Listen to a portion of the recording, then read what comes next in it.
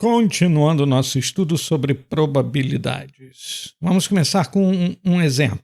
Nós já vimos este assunto no outro vídeo, mas vamos lembrar. Eu quero calcular a probabilidade da união de dois eventos. União quer dizer ou não exclusivo. Olha o exemplo aqui.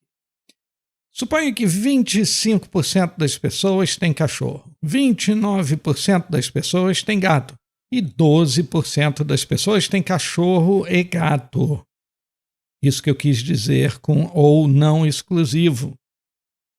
Não é proibido uma pessoa ter cachorro e gato ao mesmo tempo. Então temos estas percentagens. E aí eu pergunto, qual a probabilidade de que uma pessoa tenha gato ou cachorro ou ambos?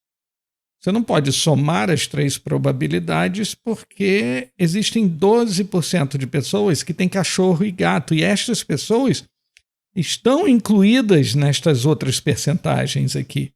As pessoas que têm cachorro e gato estão incluídas nos 25% das pessoas que têm cachorro. As pessoas que têm cachorro e gato estão incluídas também nos 29% das pessoas que têm gato.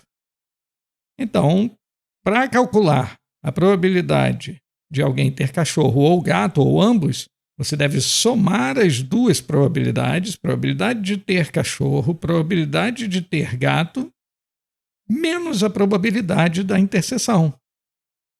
Transformando aquelas percentagens em probabilidades, nós temos 0,25 mais 0,29 menos 0,12. E o resultado é 42. Ou seja, 42% das pessoas têm algum animal de estimação, entre cachorro e gato.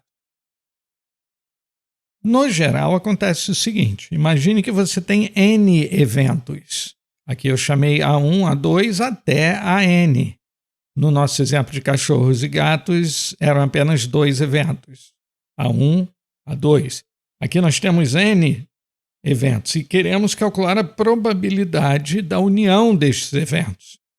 A ideia é fazer a soma das probabilidades de cada evento, subtrair as probabilidades das interseções 2 a 2, assim como nós fizemos com cachorro e gato. Havendo mais conjuntos, nós precisamos repetir esta brincadeira. Nós somamos agora as probabilidades das interseções 3 a 3. Depois subtraímos as probabilidades das interseções 4 a 4. Somamos as probabilidades das interseções 5 a 5 e assim por diante até chegar à última interseção possível, que é a interseção dos N eventos. E aí, dependendo da posição, esta probabilidade vai ser somada ou subtraída. Se o N for par, como era o caso aqui em cima, a última parcela é subtraída. A interseção de todos os eventos é subtraída. Se o N for ímpar, a probabilidade da interseção de todos os eventos é adicionada. Fim da revisão. Vamos falar agora de probabilidade condicional, uma coisa que nós ainda não vimos. Nós escrevemos probabilidade condicional deste jeito. Probabilidade de A dado B. Essa barra vertical quer dizer dado. Significa a probabilidade do evento A acontecer quando nós já sabemos que o evento B aconteceu. Vamos ver um exemplo concreto. Existe no R um conjunto de dados chamado Titanic. É um conjunto de dados que traz informação sobre os passageiros do Titanic. A idade de cada passageiro, o fato de o passageiro ter sobrevivido ou não, o sexo de cada passageiro e a classe onde cada passageiro estava viajando ou se a pessoa fazia parte da tripulação. Temos informações demais aqui, são várias tabelas, cada tabela corresponde a um par de faixa etária e sobreviveu ou não sobreviveu. Nós vamos fazer o seguinte. Vamos nos concentrar só em duas variáveis: sobreviveu ou não sobreviveu e classe. Para fazer isso, eu pego o conjunto de dados Titanic e envio usando o pipe para a função ftable. Ftable é uma função do R que cria uma tabela flat, o F é de flat, achatada. Eu digo que eu quero a variável sobreviveu ou não nas linhas e a variável classe nas colunas. Peço que ele formate isso como uma tabela e peço para que os totais de cada linha e de cada coluna, também chamados de margens, sejam adicionados. Essa função addMargins é do R base. Bem, rodamos e temos esta bonita tabela. Cada linha corresponde a sobreviveu ou não. Então, temos aqui não sobreviveram, sobreviveram e a soma, o total. E em cada coluna, a classe do passageiro ou a indicação de que a pessoa era tripulante. E na última coluna, o total. O grande total, 2.221. Existiam 2.221 pessoas no Titanic. Olhando para a última linha, você vê que 325 pessoas eram da primeira classe, 285 da segunda, 706 da terceira classe, um número bem maior, e 885 tripulantes.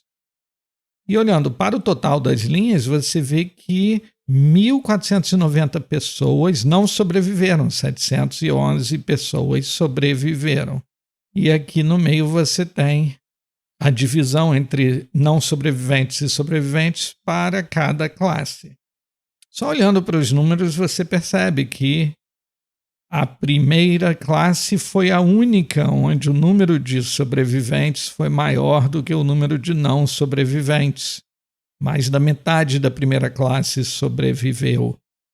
Em contraste com isso, mais do que 75% da tripulação não sobreviveu. Menos de 1/4 da tripulação sobreviveu. A ideia agora é calcular probabilidades em cima dessa tabela. Qual é a probabilidade de alguém ser tripulante?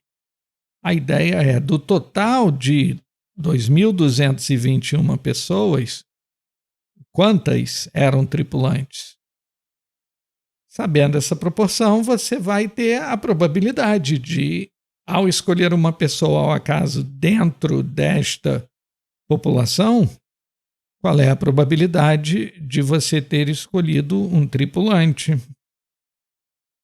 Nós fazemos isso indexando essa tabela no R, eu chamei a tabela de cheat tab, e eu posso indexar a tabela não com números, mas com os nomes das linhas e das colunas. O primeiro índice é o índice da linha, então eu quero o total. O total da coluna tripulação. O segundo índice me dá a coluna. Eu quero este valor. O total de tripulantes. Depois eu pego o grande total, que é o elemento que está indexado na linha sum e na coluna sum. E faço a divisão. Com isso eu tenho 885 tripulantes de um total de 2.201 pessoas, uma probabilidade de aproximadamente 40%. A probabilidade de eu escolher um tripulante, ao escolher alguém ao acaso dentro do Titanic, é de 40%. Qual é a probabilidade de alguém não ser tripulante? Uma maneira seria subtrair a probabilidade de ser tripulante de 1. Isso me dá 59, quase 60%, o que faz sentido. Se 40% era a probabilidade de alguém ser tripulante, a probabilidade de não ser tripulante é 60%. Uma outra maneira, somar as probabilidades de alguém ser passageiro de primeira, segunda ou terceira classe. Então aqui agora eu indexo a tabela linha de totais e eu pego 3 colunas de uma vez. Você deve lembrar do primeiro vídeo de introdução a R que nós podemos indexar um vetor ou uma matriz usando vetores. Com isso, eu acesso vários elementos de uma vez, o resultado é um vetor.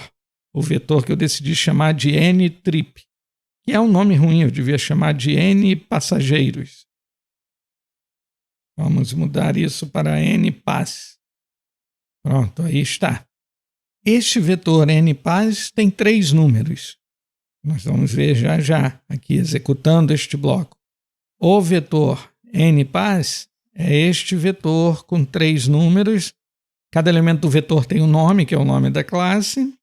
Logo depois, eu peço para imprimir o total de pessoas, que é esse 2.201, e depois eu somo os elementos deste vetor e divido pelo total. O resultado é o mesmo valor que eu já tinha obtido aqui em cima. A probabilidade de alguém não ser tripulante é de aproximadamente 60%. Qual é a probabilidade de alguém sobreviver? Eu pego o total da linha de sobreviventes e divido pelo total geral. Houve 711 sobreviventes, de um total de 2.221, a probabilidade de alguém sobreviver é de aproximadamente 32%. Qual é a probabilidade de alguém ser de primeira classe? Pegamos o total de pessoas de primeira classe e dividimos pelo total geral. 325 sobre 2.201, aproximadamente 15% das pessoas estavam na primeira classe. Agora queremos saber a probabilidade de alguém sobreviver e ser de primeira classe. Qual é a probabilidade de você escolher uma pessoa ao acaso da população de pessoas do Titanic e esta pessoa escolhida ser um sobrevivente e ser de primeira classe? Queremos saber quantas pessoas do total de pessoas a bordo eram de primeira classe e sobreviveram. Isto é o que nós chamamos de uma probabilidade conjunta. É o E. É simples. Indexamos aquela tabela, pegamos a quantidade de pessoas que sobreviveram e que estavam na primeira classe e dividimos pelo total geral. Aí está. 9% das pessoas eram da primeira classe e sobreviveram. 9% do total de pessoas era de primeira classe e sobreviveu. Agora preste bem atenção, nós calculamos a probabilidade de alguém sobreviver e ser de primeira classe. Uma coisa que é completamente diferente da probabilidade de uma pessoa da primeira classe sobreviver. Em outras palavras, qual é a probabilidade de uma pessoa sobreviver se a pessoa estava na primeira classe? A ideia é que agora nós vamos prestar atenção apenas às pessoas que estavam na primeira classe. Já sabemos que a pessoa é da primeira classe, restringimos o universo a estas 325 pessoas. Então a pergunta é: quantas pessoas que atendem a condição de ser da primeira classe sobreviveram? Isto é uma probabilidade condicional. Nós resolvemos isso deste jeito. Pegamos a quantidade de pessoas que sobreviveram e eram da primeira classe e dividimos, não pelo total geral, mas sim pelo total de pessoas que estavam na primeira classe. Não foi isso que eu disse aqui em cima, que nós restringimos o universo às pessoas da primeira classe? Isso é probabilidade condicional. Nós condicionamos a nossa pergunta a estar na primeira classe. Calculando, nós temos que aproximadamente 65% das pessoas da primeira classe sobreviveram. Preste bem atenção. 9% do total de pessoas do Titanic era de primeira classe e sobreviveu.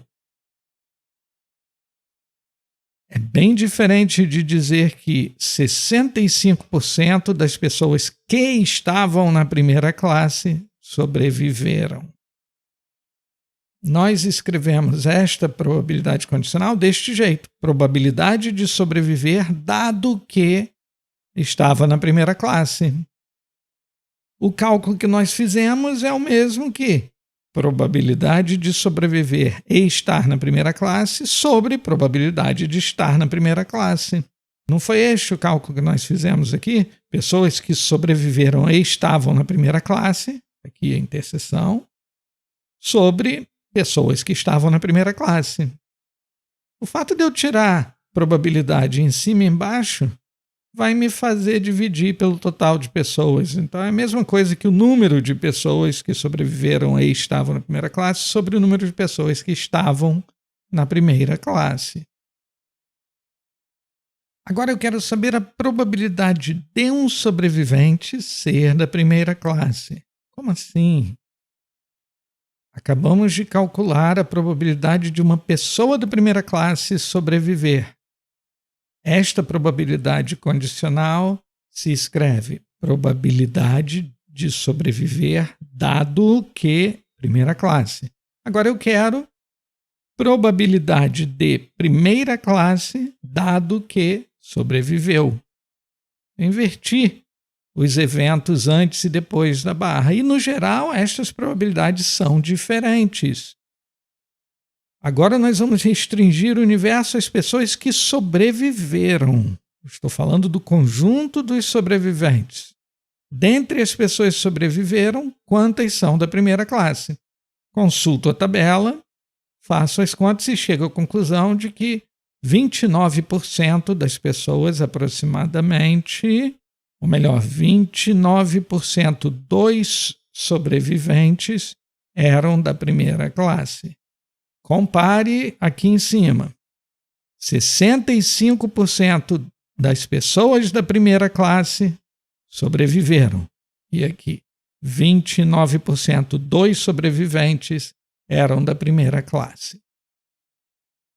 Então, temos a fórmula geral. A probabilidade de A dado B é a probabilidade de A e B sobre a probabilidade de B.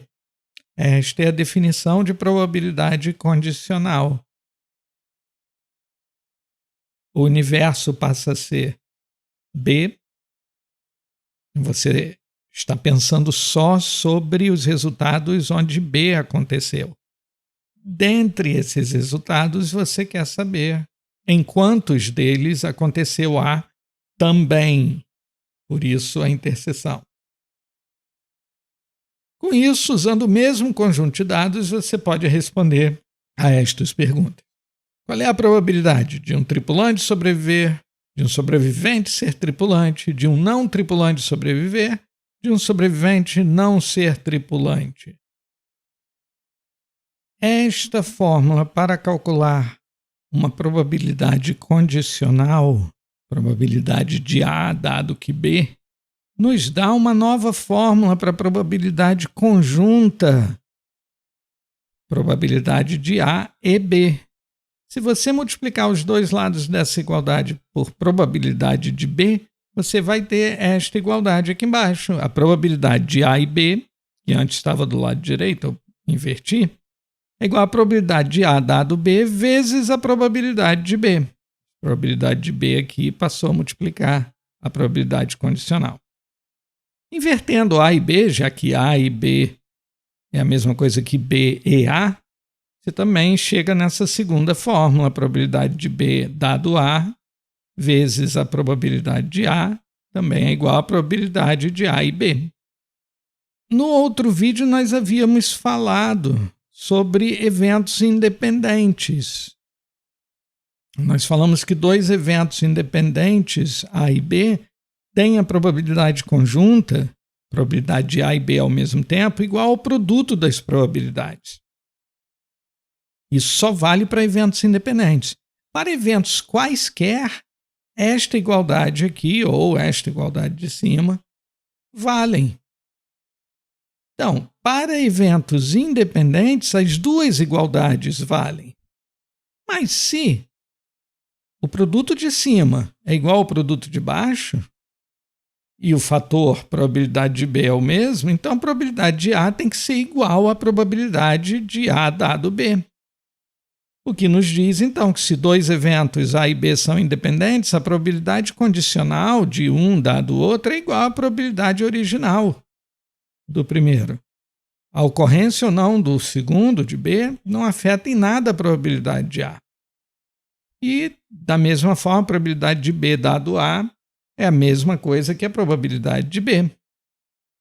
Esta, então, é a definição formal de eventos independentes. Se eu peço para você verificar se dois exemplos são independentes, você verifica se esta igualdade é verdadeira, ou a igualdade de baixo, tanto faz. Um exemplo, ainda sobre o Titanic. Estar na primeira classe e sobreviver são independentes?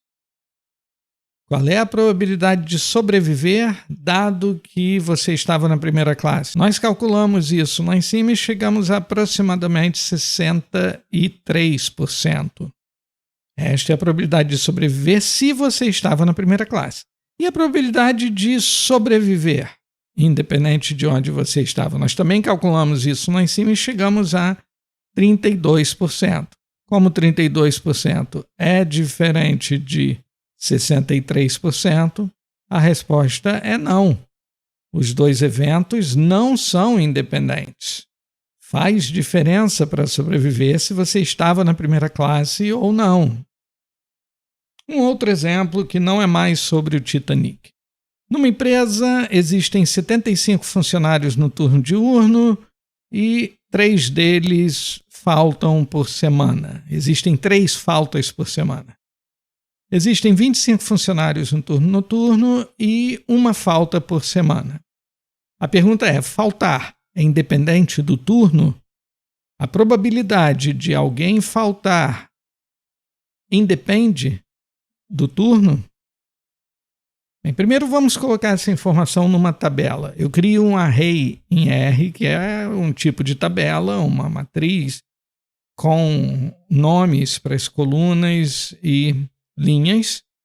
Aqui eu especifico que vão ser 2 linhas e 2 colunas e dou os nomes das linhas e os nomes das colunas e peço para acrescentar os totais na última linha e na última coluna.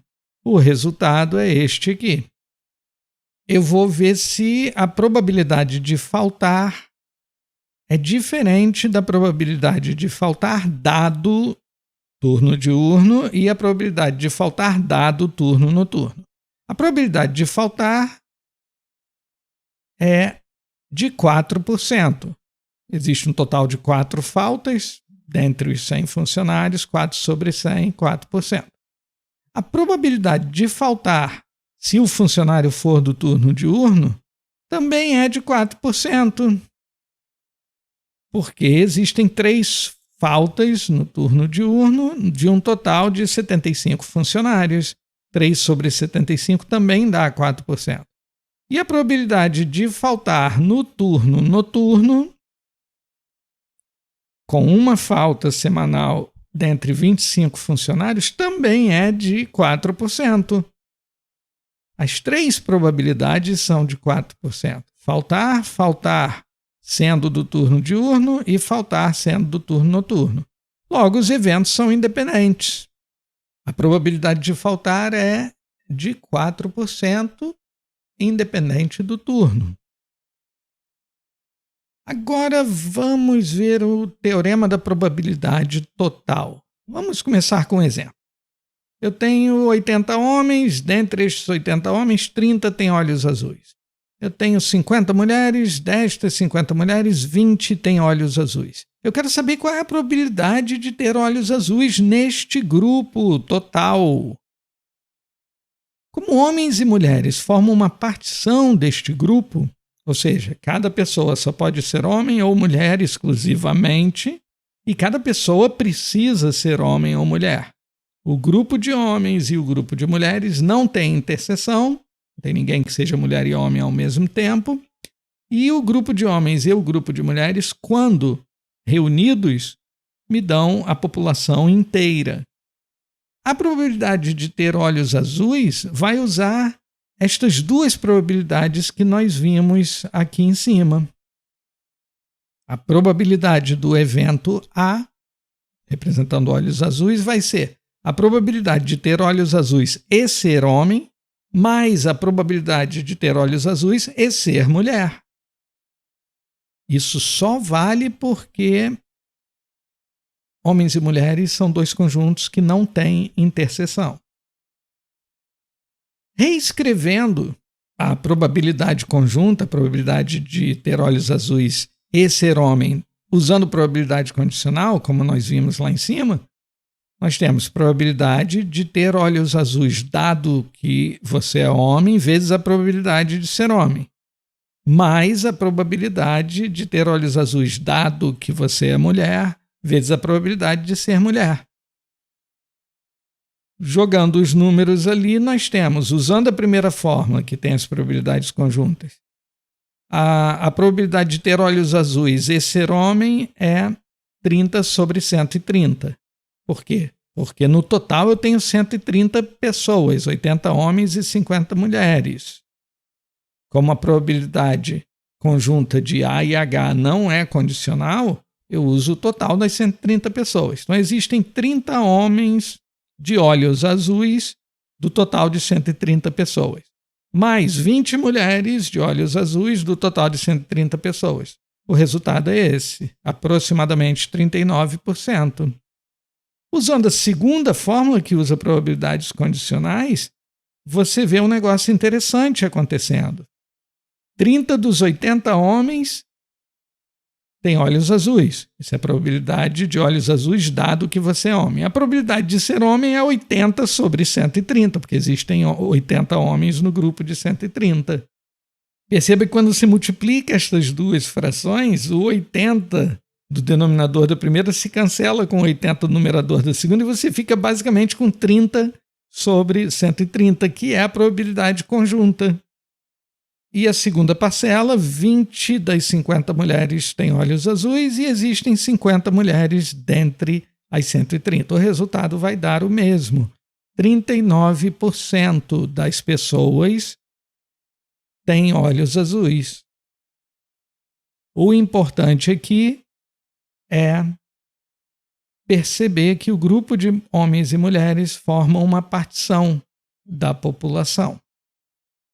Se você conseguisse outra partição da população, em vez de homens e mulheres, por exemplo, crianças, jovens e adultos, desde que crianças, jovens e adultos fossem faixas etárias sem interseção e todas as pessoas do grupo fossem ou crianças, ou jovens, ou adultos, você também poderia usar este teorema, que é o teorema da probabilidade total, somando as probabilidades conjuntas de cada partição, ou escrevendo as probabilidades conjuntas como probabilidades condicionais vezes a probabilidade de estar no subgrupo, o resultado vai ser o mesmo.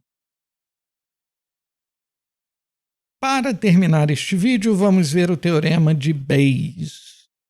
Existe toda uma área da estatística que é a estatística bayesiana, que usa técnicas baseadas no teorema de Bayes. Vamos ver um exemplo e depois falar do caso geral. De todos os e-mails circulando pela internet, 60% são spam. Aqui, probabilidade de uma mensagem ser spam é de 0,6. De todos os e-mails que são spam, 90% contém a palavra compre. Isto é uma probabilidade condicional. Eu estou restringindo o meu universo a apenas os e-mails que são spam. Então, a probabilidade de compre, dado que a mensagem é spam, é de 0,9. De todos os e-mails, spam ou não, 70% contém a palavra compre. Então, a probabilidade não condicional de um e-mail conter a palavra compre é de 0,7. Primeira pergunta, eu acabo de receber um e-mail e não abri ainda. Qual é a probabilidade desta mensagem ser spam? Na ausência de informação adicional, eu não abri o e-mail ainda, eu vou apostar na probabilidade default, que eu disse aqui em cima. Do universo de todos os e-mails que circulam pelas internets, 60% são spam. Então, existe uma probabilidade de 60% desta mensagem que eu ainda não abri ser spam. Agora, eu abri o e-mail. Ele contém a palavra compre. Qual é a probabilidade deste e-mail ser spam? Imagine que você agora é o filtro anti-spam do seu programa de e-mail. Você tem que decidir isso. De forma simplificada, é isso que um filtro bayesiano faria. Ele precisa calcular a probabilidade de que a mensagem é spam, dado que a mensagem contém a palavra compre. Perceba que esta probabilidade é diferente daquela que nós temos em cima, que é a probabilidade de ter a palavra compre sabendo que a mensagem é spam. Uma probabilidade altíssima. Se a mensagem é spam, tem uma probabilidade grande dela ter a palavra compre. Agora eu quero saber a probabilidade da mensagem ser spam sabendo que ela tem a palavra compre. Você lembra lá na definição de probabilidade conjunta usando probabilidade condicional?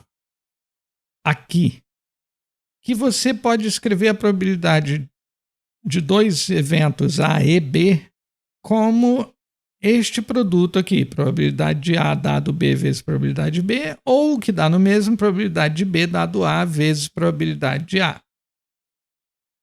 No nosso exemplo aqui, reescrevendo com compre e spam, nós temos a probabilidade conjunta de compre e spam igual a probabilidade de spam dado compre vezes a probabilidade de compre. E também a probabilidade de compre dado spam vezes a probabilidade de spam. Ou seja, este produto é igual a este produto. Foi isso que eu escrevi aqui embaixo. Este produto é igual a este produto. Um dos lados dessa igualdade tem a probabilidade que nós estamos procurando, a probabilidade de spam dado compre. Para descobrir esse valor, basta eu passar essa probabilidade de compra como denominador para o lado direito e eu fico com esta igualdade. A probabilidade de spam dado compre, ou seja, a probabilidade da mensagem que eu recebi ser spam, dado que a mensagem que eu recebi contém a palavra compre, é igual a esta expressão aqui, a probabilidade de compre dado spam vezes a probabilidade de spam sobre a probabilidade de compre. O teorema de Bayes diz isso. Para calcular a probabilidade de uma coisa dada a outra, eu posso usar a probabilidade da outra coisa dada a uma. Eu inverto a probabilidade condicional. Jogando os valores aqui, eu tenho 0,9 vezes 0,6 sobre 0,7. A probabilidade é de 77%. O que é um resultado razoável, porque antes de olhar a mensagem, eu achava que havia 60% de probabilidade dela ser spam. No momento em que eu leio a palavra compre na mensagem, a probabilidade aumenta para 77%. Esta fórmula que eu escrevi aqui é o teorema de Bayes. No geral, nós temos a probabilidade de A dado B é igual à probabilidade de B dado A vezes a probabilidade de A sobre a probabilidade de B. Foi isso que nós fizemos aqui em cima. Teorema de Bayes. E se você não souber a probabilidade de B? Isso nós vamos dizer no próximo exemplo. Você usa o teorema da probabilidade total. Você acha uma partição A1, A2, A3 até a N da população e soma as probabilidades conjuntas B e A1 mais B e A2 até mais B e AN. Em vez de escrever as probabilidades conjuntas, você pode escrever as probabilidades condicionais vezes os eventos da partição, como aqui. Vamos ver isso neste outro exemplo aqui. Uma doença afeta 5 pessoas em 100 mil. O exame que detecta a doença tem precisão de 99,9%. Quando uma pessoa está doente, o exame dá positivo 99,9% das vezes. Quando uma pessoa não está doente, o exame dá positivo 1% das vezes. essa é a proporção de falsos positivos. Percebe que são situações diferentes. Aqui em cima eu falei, se a pessoa está doente, o exame acerta 99,9% das vezes. Se a pessoa não está doente, aí é uma outra situação, o exame erra 1% das vezes. Ele dá um falso positivo. Você faz o exame e o resultado é positivo. E agora, qual é a probabilidade de você ter a doença? Dado que você deu resultado positivo. Vamos primeiro escrever as probabilidades. A probabilidade de estar doente é esta aqui. É a probabilidade que você obtém quando divide 5 por 100 mil. 5 pessoas em 100 mil da população têm esta doença. Então, a probabilidade é de 5 centésimos de milésimo. Este número aqui. Se esta é a probabilidade de estar doente, a probabilidade de não estar doente é 1 menos aquilo. É isso aqui. 0,99995. Agora vamos para as probabilidades condicionais. A probabilidade de testar positivo se você estiver doente é de 0,999. É o 99,9% aqui, ó. Quando uma pessoa está doente, ou seja, sabendo que uma pessoa está doente, a probabilidade de dar positivo é 99,9%. É isso aqui. Isso no universo das pessoas doentes. Se no universo das pessoas doentes a probabilidade de dar positivo é essa, no universo das pessoas doentes a probabilidade de dar negativo é 1 menos aquela. É esta aqui. Esta é a probabilidade do falso negativo, que não havia sido dada aqui em cima. Aqui em cima nós só vimos o falso positivo, que é 1%. A probabilidade de falso negativo nós conseguimos subtraindo 1 menos 0,999. A probabilidade é essa.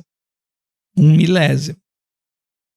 Qual é a probabilidade de ter resultado positivo se você não estiver doente?